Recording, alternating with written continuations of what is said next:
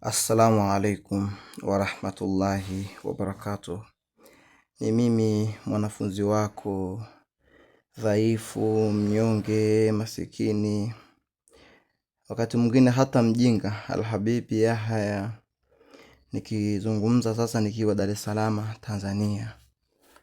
Mada mezani ni mada muhimu sana sana, iliyokuja kwa jina hadaa ya macho na mtego wa tamaa. Hadaa za macho na mitego ya tamaa, ambayo asali ya haya yote yanakwenda kuwasili katika mfumo wa kiroho. Kwa hiyo mada hii ni muhimu sana ndugu zangu, watu wenye maruhani, watu wenye ufalme mkubwa, wake kwa waume, walikuwepo kaskazini, mashariki, magharibi kwa kusini. Wengi kuna vitu ambavyo huwa vinawakwamisha. Na ni vitu vidogo vidogo, lakini ogopa kitu ambacho huwa kinahusisha hisia katika kwenye haya maisha. Ni kitu kibaya sana, kwa sababu hisia zinamfanya mtu achelewe kufanya maamuzi. Hata kama ni mfalme, hata kama maamuzi yake yapo mkononi mwake, lakini atachelewa kwa sababu ya hisia. Lakini pia hisia hizo hizo humsababisha mtu kuwahi kufanya maamuzi yasiyokuwa sahihi kwa wakati mwingine. Kwa hiyo hapa tunahitaji hekima ya kiungu, tunahitaji hekima ya kiroho zaidi kuweza kuendesha haya yote. Na hizi hadaa hazina kijana wala mzee, hazina mtoto mkubwa wala hazina shekhe wala mtu wa kawaida. Wengi huwa zinawakumba na kuwakamata. Sasa tuone mambo ambayo yanatupelekea tukafikia huku, ndugu zanguni, kwa sababu haya ni mambo hatari sana. Ni mambo hatari. Mtego wa kwanza ambao wengi wamenata kwenye huu mtego ni au hii hadaa imewachukua wengi ikiwadanganya, ni kusubiri ishara kubwa, au kusubiri kuitwa kwa sauti kubwa, au kusubiri mtu anafikiria kuitwa kwake labda atatokea shekhi kutoka Saudia mwenye magari 10, mwenye miaka 90, mwenye miaka 100, aliishi miaka 150, atakuja kumfungua ama kumzindua. Kumbe inawezekana ukaja kufunguliwa, kuzinduliwa, kuongozwa na mtu kutokea Makadala, au mtu kutokea Arabai, mtu kutokea Kilifi, mtu kutokea Tanga, huko ndani ndani Buza kwa mama Kibonge. Unaweza mtu akatokea huko, au Buza kwa Mpalange huko, mtu akatokea mtu wa kukuzindua wewe na kukuinua. Hasa wengi huwa tunasubiria wito special, na huwa tunasubiria sauti special. Watu wengi tumeitwa na maruhani wetu kwa sauti ndogo, na sisi tunafahamu hapa mimi nimeitwa, lakini wewe unasubiria tukio special. Kwa hivyo mtu anajikuta anatafuta au anasubiri miujiza na matendo makuu kwa muda mrefu. Lakini sisi katika mambo ya kiroho, pamoja na mapungufu yetu mengi, hakuna jambo lenye ukuu. Kila kitu lina ukuu. Subhanallah, yani hakuna jambo lenye udogo katika mambo ya maruhani. Kila kitu lina ukuu. Kila kitu au kila jambo lina ukuu wake, sisi tunaamini, tena ukuu mkubwa tu. Sasa mtu, wewe na ufalme wako, haipaswi uchukulie mambo kwa udogo udogo. Kuna muda mwingine mambo tunaambiana kiutani tu, tunakuja hapa tunacheka cheka, lakini kumbe kuna ujumbe mkubwa ambao kama utauzingatia unaweza kurekebisha maisha yako yote mpaka unaingia kabrini. Tena inawezekana isiwe wewe peke yako, ikawa wewe na kizazi chako, lakini tuzungumza kwa utani kwa sababu tunaamini hakuna jambo dogo. Kwa muktadha huo, yapaswa kila mmoja ajishikilie, asidharau hata sauti ndogo, hata kama inatoka kwa mlevi, hata kama inatoka kwa mtu mwenye ujana mwingi, utoto mwingi, ujinga mwingi, upumbavu mwingi, lakini zingatia hiyo sauti, inawezekana ikakutoa mavumbini. Lakini hadhara nyingine kubwa mbaya sana ambayo inatuathiri watu wa kirohani, kutokushirikiana na wengine. Katika mambo ya kiroho, mtu kuona kwamba anaweza kashirikiana yeye na pesa zake.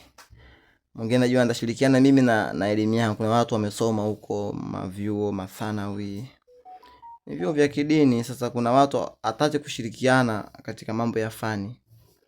Lazima kuwe kuna ushirika wa kiroho. Watu hudhani kuwa wanajitoshea wenyewe, hivyo upoteza fursa ya kujengwa. Kuna mtu akihisi mimi na nafasi ya kumjenga huyu, lakini akiona mbona kama anaziogopa pesa zake. Kuna pesa zinamuogopesha, nafasi yako inamuogopesha, elimu yako. Mtu anaweza kaogopeshwa kwa elimu yako. Pana mtu anaweza kawa la kukusaidia kubwa, lakini akasema nikiropoka nitaulizwa dalili. Madalili fi hadha, iko wapi dalili juu ya hili? Na mtu wa kusoma, sio kwamba haiko, saa nyingine iko, lakini haijui, hakusoma. Kwa hiyo jitahidi sana kujishusha na uone kwamba hauwezi kunufaika na mti ambao unahisi umeuzidi kimo.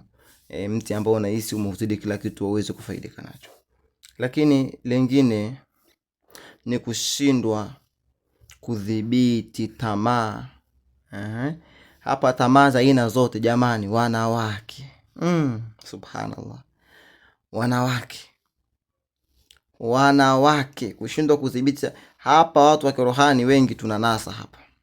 Mademu. Kwanza macho hayaturi, lakini sisi wenyewe mambo mengi ile pia linatuchelewesha. Na kwa wakati mwingine linaweza kumvuta mtu na kumtoa kwenye nidhamu za ukuaji. Akawa bado na nidhamu za kushughulikia tamaa ndogo ndogo. Na hili Mwenyezi Mungu atuhifadhi sote kwa pamoja. Lakini jambo jingine, kuwa na majivuno ya kiroho. Wengi utaona katika sisi ujiona watakatifu na kujiona wana maarifa mengi kuliko wengine, na hivyo wakapoteza tawadha, unyenyekevu. Tujiona ana maarifa mengi, akajikuta anapoteza unyenyekevu. Lakini lingine la muhimu sana, hofu ya wanadamu. Watu wengi tunaogopa sana kukosolewa ama kutengwa. Kuna mtu mwingine roho, walimu wake wanamueleza acha kazi, tukufungulie. Unajua ni ngumu mwalimu mimi kama Al-Habibi kukuambia wewe acha kazi. Ukija kunilaumu, unaweza kaacha kazi leo, marwani wako kaja kukufungulia baada ya miaka 2 mitatu. Utakuwa unakula nini? Ukipigwa na njaa useme huyu Al-Habibi kanipoteza. Lakini najaribu kukuonesha bayana ya maruhani, wewe ndio uamue mwenyewe kama naacha kazi, maruhani wangu hawataki hii kazi. Sasa wengi tunaogopa kukosolewa na naonekana mjinga, mimi nimeacha kazi, nilikuwa nakula kuku kwa mrija. Leo napiga sukuma wiki, mimi na sukuma mwaka ya. Hili pia laweza kuwa ngumu. Lakini pia hili lisababisha watu kuogopa watu, kufuata mkumbo wa mambo hata yasiyofaa. Ili usipate shida, ili usipate kulaumiwa, ili uende sambamba na watu.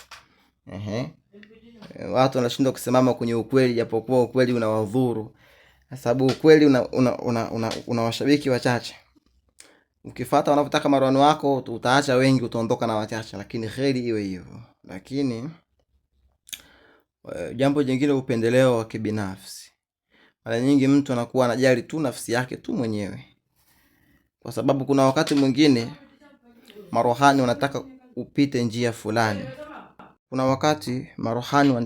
njia fulani. Yawezekana katika faida weza kwako ni 5 tu, 5%. Lakini kwa watu zinakwenda 95. Sasa ukiwa una kitabia cha ubinafsi, ukasema sasa wanasema mimi nifanye kazi za kirohani nitatajirika. Sasa nitajirike mara ngapi? Mbona nishaendesha magari yote, nishasafiri nchi zote, sasa nifanye nini? Sasa ukitanguliza kiroho cha ubinafsi, utashindwa kufaidika, kwa sababu na ndo wakati mwingi wewe inabidi ufunguliwe kirohani, uishi kirohani. Na kufunguliwa kufuri si kuona mafanikio, ni kuanza utwi. Ukianza utwi, ndio utaona fawaida. Sasa wengi tumekuwa tukiangalia mahitaji yetu sisi wenyewe na kusahau kuwajali wengine ama jamii. jambo ambalo ni kinyume na mafundisho ya kirohani, liko mashariki wala magharibi, baina. Hilo twapasa kulibadilisha pia. Lakini utaona jambo jingine ambalo la tunasisha anasa za dunia. Mtu anajikuta ni mshabiki wa starehe, sherehe, na mambo kama haya ambao humtoa kabisa kwenye mstari wa nidhamu za kiroho. Mtu ana ratiba za mashughuli, harusi ndogo tu ambayo ingeweza kufanya kwa milioni 2 anafanya kwa bilioni, kuzinisha watu humo kwenye hiyo shughuli. Atasafirisha wanawake na wanaume wakakae miezi 2 Dubai. Hao miezi 2 wanaishije? Yaani anasa zikikubeba pia zinakutoa kwenye mstari wa kiroho. Lakini unajikuta umepooza sasa kiroho. Roho ni kulizika. Pamoja sisi na kufundisha haya madarasa yote na kujua na kupewa miongozo ya watu, haimaanishi kwamba sisi ni matajiri. Kuna wakati tunakula vizuri, kuna wakati tunausugua kama kawaida. Maisha ndio hivi yanavyokwenda. Lakini jambo jingine ambalo ni hadaa mbaya, mtego wa elimu za kidunia. Mtu ambaye kasoma sana au anakuwa amesoma sana, anakuwa anatafuta maarifa, lakini anadharau hekima za kirohani, akizani kuwa akili yake inamtosha na mambo hayo hayana ushahidi. Ataona kwamba sasa mambo haya yana ushahidi gani jamani? Kuna mambo juu ya physics, sijui by nini. Wenyewe wasomi wanafahamu, Mwenyezi Mungu awazidishie. Hadaa nyingine ambayo pia ni mbaya ni sifa za wanadamu. Mtu anakuwa anafanya mambo yote mema na mambo ili tu asifiwe na watu, na hivyo anapoteza nia yake ya dhati kwa Mwenyezi Mungu. Hii sifa, watu kutafuta sifa. Mtu atatembea na wanawake wengi, si kwamba ana haja nao apate sifa. Atatumia gharama nyingi apate sifa. Lakini tamaa ya madaraka na utawala. Mtu anataka kuongoza wengine, apendi kuongozwa. Hata kama mfumo wa kiroho utamwambia hapa kwa hili inabidi uongozwe, atasema mimi nataka kutangulia. Hasa wengine ukuta wanamtanguzilisha, tangulia. Hata kwenye mambo atajijua mwenyewe. Sasa mtu anahisi atakapotangulia kama tutakuwa ni mwenye nguvu. Na nguvu zake unakuta si katika nia ya kusaidia, bali ni kwa ajili ya kujikweza yeye mwenyewe. Sasa kuna wengi, mtego mwingine ni mtu kuwa na mali.